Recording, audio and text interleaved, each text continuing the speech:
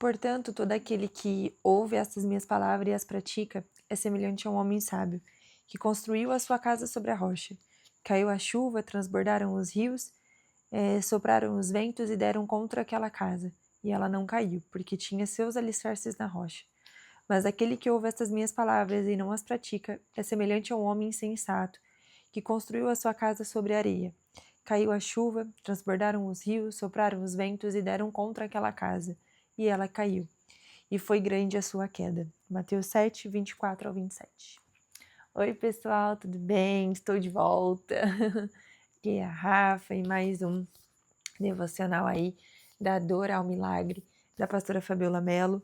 Peço desculpas, fiquei aí, acho que domingo eu não costumo gravar mesmo, hoje é quarta, né? Então domingo eu não costumo gravar mesmo, mas eu fiquei 2 dias aí sem gravar e eu não estava muito bem, estava com muita dor de cabeça, comecei uma rotina nova, então minha cabeça estava estourando, mas hoje já estou melhor, já estou um pouco mais adaptada, então falei, hoje dá para gravar, né?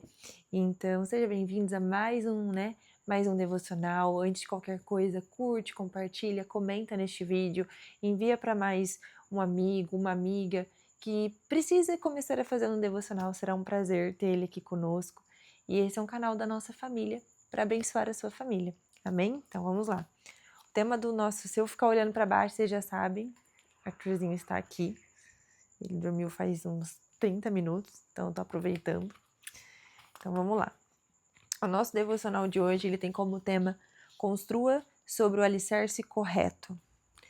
Na história da mulher do fluxo de sangue, citamos este trecho de Mateus 7, 24. E neste devocional quero aprofundar este tema tão importante para os nossos dias superficiais. Ter uma estrutura profunda firmada na rocha.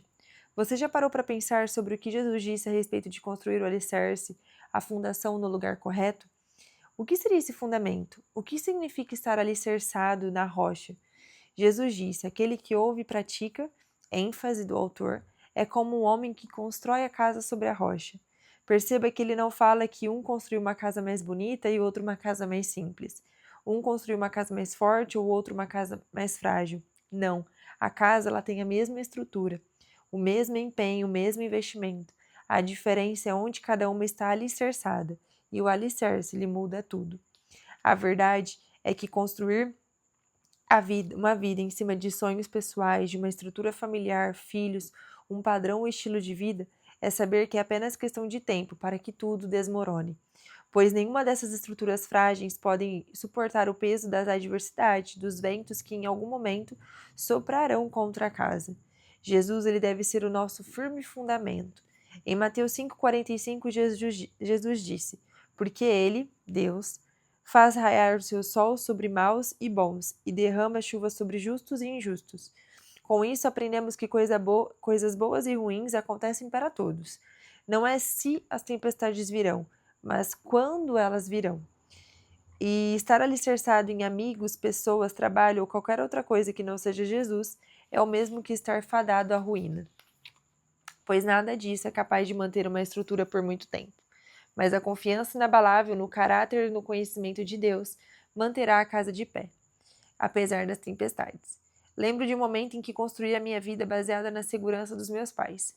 Cresci vendo eles como um casal de pastores, sempre os enxerguei como referência. Vi eles tratando casais com as mais diversas crises no casamento, mas também os vi se divorciarem e tudo caiu. O divórcio dos meus pais desmoronou a minha estrutura, porque durante muito tempo esteve firmada neles. Eu não sei em que você tem construído a sua vida, mas não existe alicerce confiável fora de Jesus. Eu lembro que em outro momento eu construí a minha estrutura, a minha mente, os meus sonhos, num alicerce chamado filhos. E em 2019 eu e Samuel começamos a tentar engravidar, mas a gravidez ela não vinha. Passaram-se alguns meses e veio a primeira gestação. Nós estávamos radiantes. Só que de alguma forma eu havia construído a minha vida no sonho de ter filhos. Comecei a me imaginar como mãe, como eu faria, como organizaria minha rotina, como organizaria os planos a partir da chegada dos filhos, e comecei a construir tudo em cima daquele sonho que estava se realizando, o sonho da maternidade. Com 6 semanas eu perdi aquela gestação. Só que não parou aí, nós continuamos tentando. Em alguns meses depois, nós engravidamos de novo. Eram gêmeos. E novamente perdi a gestação. E então veio a terceira gravidez e perdi mais uma vez. Era como se eu estivesse sempre reconstruindo a minha vida naquele sonho. E todas as vezes que eu perdi a gestação, eu também desmoronava. Então Jesus sempre me falava: filha, quando eu te levo a um lugar de deserto é porque eu quero te ensinar coisas preciosas. Às vezes você pode achar que o deserto é um lugar de abandono, de solidão, de passar fome. O deserto é um lugar de comer da comida que Deus manda, do maná. É um lugar onde você tem que amá-lo pela presença dele, porque vai faltar muita coisa. Mas se você estiver agarrada na presença dele, não te faltará nada.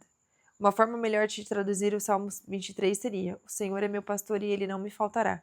É muito mais poderoso, porque quando você entende que você pode sentir falta de algumas coisas na sua vida, você pode passar por algum tipo de escassez, mas se o Senhor for o pastor da sua vida, ele nunca te faltará. E se você tem Deus, você tem tudo o que você precisa. Amém. Muito forte isso daqui.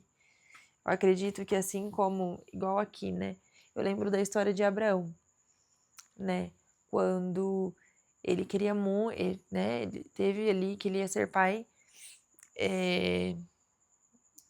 que ele iria ser pai de multidões, e aí ele mesmo não conseguia gerar. E aí ele tentou, né? Ter o filho com a serva, mas não era aquele filho que o Senhor tinha prometido, era Isaac. E quando o Senhor pede Isaac, o Senhor não pede Isaac, mas pede o coração de Abraão. Só que o que eu quero, né, com essa história, o que ela fala comigo? Todos nós temos um Isaac, que um dia o Senhor irá pedir esse Isaac. E na verdade ele não vai estar pedindo o Isaac, mas sim o nosso coração. Então, em que nós estamos alicerçados, né? Será que num Isaac? Ou de fato na presença do Senhor, de fato naquilo que Ele quer para a nossa vida? Então, eu fico pensando muito nisso. Vamos para as perguntas. Onde você tem construído sua vida? Quais são os alicerces sobre os quais você tem edificado seus sonhos e esperanças? Eu espero que eu tenha construído minha vida na vontade do Senhor. Amém. Arthur tá mexendo. Quais são os alicerces? Confesso que às vezes a gente se alicerça em sonhos, né? Em vontades momentâneas, mas isso passa. Já enfrentou situações em que os alicerces nos quais você confiava mostraram-se frágeis diante das tempestades da vida? Sim, às vezes sonhos, né, que a gente tem desde sempre, a gente acha que, nossa, é isso, é isso, é isso. E quando às vezes acontece, a gente fala, não era isso, e aí tudo desmorona. Mesmo acontecendo o que você quer, desmorona. E isso nos impacta, às vezes, de uma forma muito negativa, né? Porque a próxima pergunta é: como isso impactou sua perspectiva sobre o que é um fundamento sólido? E às vezes você fala: nossa, estava tão real, ia dar tão certo, e na verdade não era nada alicerçado, estava tudo alicerçado na areia, estava tudo construído na areia. E temos que nos fundamentar em Jesus sempre. Versículo para meditação: sonda-me, Senhor, e prova-me.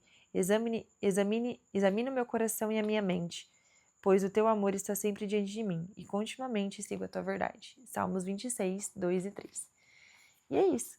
Que o Senhor tenha falado com você, que possamos alicerçar a nossa vida em Jesus, na rocha que é Ele, na presença dEle. E é isso. Deus abençoe e nós nos vemos amanhã. Tchau!